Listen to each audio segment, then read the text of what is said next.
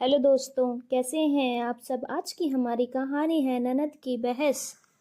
मेघा फटाफट रसोई में काम निपटा रही थी।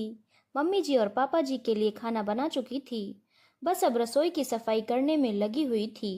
उसके बाद उसे तैयार भी होना था। आज उसे शिवम के साथ मूवी देखने जाना था। शिवम सुबह ही कह गया था, शाम को काम से फ्री हो जाना, आज मूवी देखने जाएंगे और साथ ही डिनर भी बाहर ही करेंगे।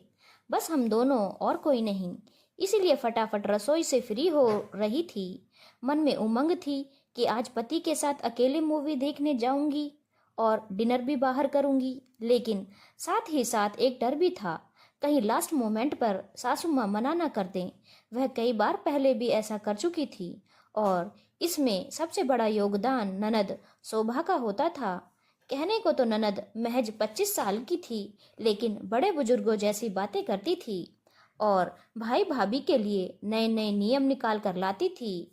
ननद की और उसकी शादी में महज 7 दिन का फर्क था। ननद की शादी पहले हुई थी और उसकी शादी 7 दिन बाद। खुद तो सारे मजे ले लेती थी जिंदगी के, लेकिन भाई भाभी के लिए नए नए नियम निकाल कर लाती थी। कितने अरमान थे शादी के बाद पति के साथ बाहर घूमने जाएगी। दोनों ने शादी से पहले ही डिसाइड कर लिया था कि शादी के बाद मनाली जाकर आएंगे, पर ननंद ने अड़ंगा लगा दिया। खुद तो शादी के बाद हनीमून पर शिमला जाकर आ गई, लेकिन जब भाई भाभी की बात आई तो यह कहकर टांग अड़ा दी, ये तो आजकल के चोचले हैं, वो तो हम मेरे ससुराल वालों ने मुझे भेज दिया, वरना मैं तो कभी न जाती। उसकी बात सुनकर अम्मा जी ने जाने से मना ही कर दिया। खैर, अभी काम से फ्री होकर बाहर आई ही थी कि इतने में ननद शोभा दीदी अचानक बिना बादल बरसात की तरह घर आ गई। हे भगवान, जिसका डर था वही हुआ। इसे भी अभी आना था। अब इसे पता चला कि मैं मूवी देखने जा रही हूँ तो ये बेवजह अपनी टांग अड़ा देगी। फिर मम्मी जी 2 बातें मुझे ही सुनाएंगी। सुनाएंगी तो सुनाएंगी, साथ में मना भी कर देंगी। मन ही मन सोचती हुई मेघा ने शोभा को नमस्ते किया और उसके लिए पानी लेने रसोई में चली गई। अभी पानी लेकर परोसा ही था कि आरती ने कहा, भाभी मैंने सुना है कि मूवी देखने जा रही हो। मुझे तो बहुत दिन हो गए मूवी देखे हुए। मैं तो मूवी देखती ही नहीं। आजकल की मूवी किसी काम की होती ही नहीं है।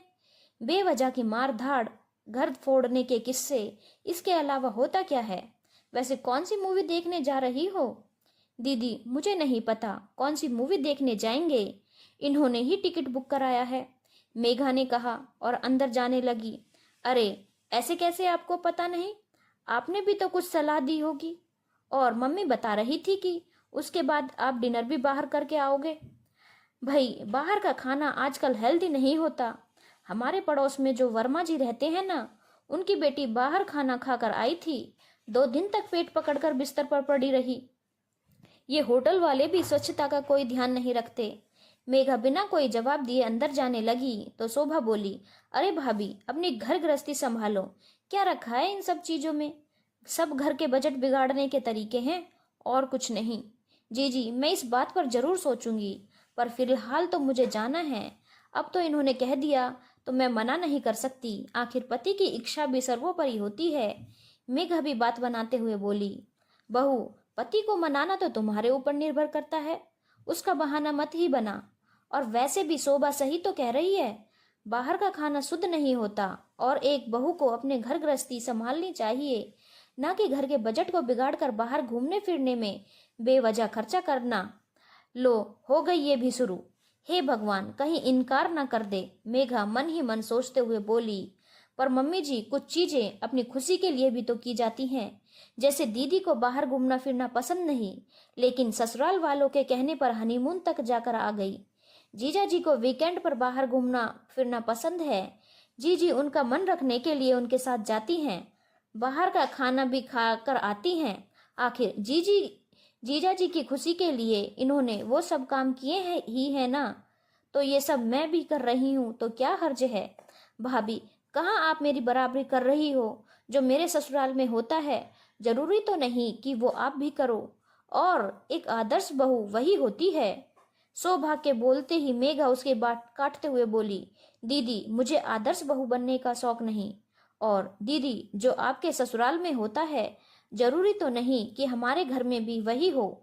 जिस तरह से जो आपको पसंद नहीं है, जरूरी तो नहीं कि वो मुझे भी पसंद हो। मुझे तो बाहर जाकर मूवीज देखना, खाना खाना, घूमना फिरना, ये सब चीजें पसंद है। और इतनी मुझ में भी समझ है कि मैं ये सब अपने घर के बजट में करूं। पर भाभी, ये सब तो एक उम्र तक ही अच्छा लगता है। अब तो आपकी शादी हो चुकी है, आपकी प्राथमिकता। माफ करना दीदी, मेरी उम्र भी 25 साल की ही है। आपकी और मेरी उम्र में फर्क नहीं है, पर फर्क बस इतना है कि आप उम्र से पहले बूढ़ी हो चुकी हैं और मुझे अभी बूढ़े होने का शौक नहीं। मुझे मूवीज इतनी पसंद है कि मैं 60-70 की भी हो जाऊंगी तो भी मूवी देखने जरूर जाऊंगी, क्योंकि मेरे लिए उम्र एक नंबर है और कुछ नहीं। ननद भाभी में बढ़ती बहस को देखकर सासू माँ बीच में ही बोली, बहू बस कर, तुझे जाना नहीं है क्या? जा जाकर तैयार हो जा। और शोभा, ये दोनों मूवी देखने ही तो जा रहे हैं, क्यों बेवजह बहस कर रही है? सासू माँ के कहते ही मेघा तैयार होने चली गई। पीछे से शोभा बोली, क्या मम्मी, आप भाभी को रोक नहीं सकती थी? उल्टा मुझे ही उनके सामने कह रही हो। बेटा, बहस को बढ़ावा क्यों दे रही है? आज वो आमने सामने हो रही थी, कल को मुंह तोड़कर बात करेगी। तू तो ससुराल चली जाएगी, बेवजह मेरे घर की शांति भंग हो जाएगी। बेहतर यह है कि हमारे घर में शांति रहने दे। आखिर सासू माँ के समझाने पर आरती चुप हो गई। धन्यवाद दोस्तों। अगर आपको कहानी अच्छी लगी हो तो चैनल को लाइक, शेयर और सब्सक्राइब करना ना भूलें।